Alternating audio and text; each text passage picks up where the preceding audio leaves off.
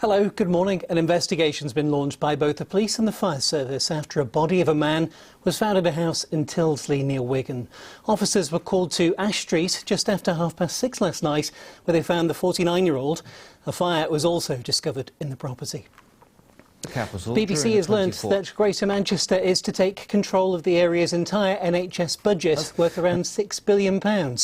It's a groundbreaking agreement as part of greater devolution. NHS England will hand over responsibility for GP surgeries and drop-in centres to the area's councils and eventually Greater Manchester's elected mayor. It will be confirmed by the Chancellor, George Osborne, on Friday. And you can hear more on that story on BBC Radio Manchester throughout the morning. Liverpool magistrates will today decide whether a live music venue in the city should remain closed. The Lomax Club was shut down on the 14th of February as part of a police crackdown. At the weekend, a protest was held to save the club, which has hosted bands like Oasis and Coldplay. Two other venues, Republic and Garland's, have also been closed as part of the police operation.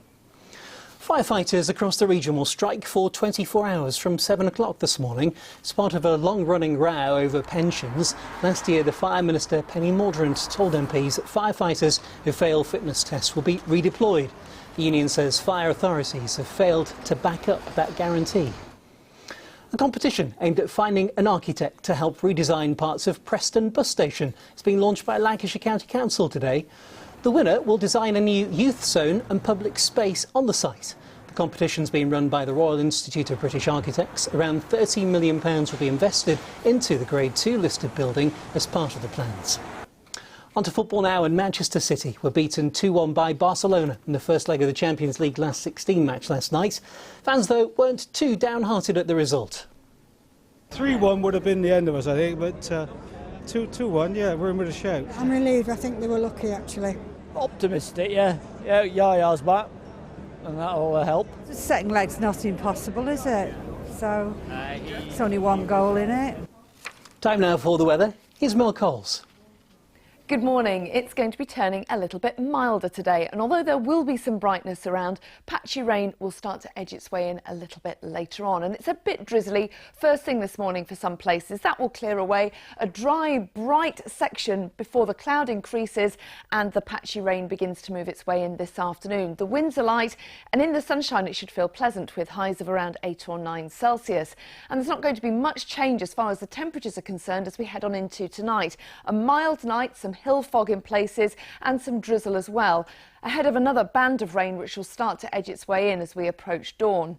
So tomorrow morning begins on a rather wet note, some heavy bursts, but this is a cold front, so as it clears away we do get to see some sunshine, but it will start to feel a little bit colder, and in fact we end the day colder than it began. Not looking too bad then. Onto the public transports on the roads now. No major problems to tell you about right now so far this morning. You can, of course, keep up to date throughout the day on your BBC local radio station. And don't forget you can keep in touch with us throughout the day too on our Facebook site at facebook.com/BBC North West Delight, and also on Twitter at BBC NWT. That's it from me for now. I'm back again with another update just before 7:30. Until then, do have a very good morning. Goodbye.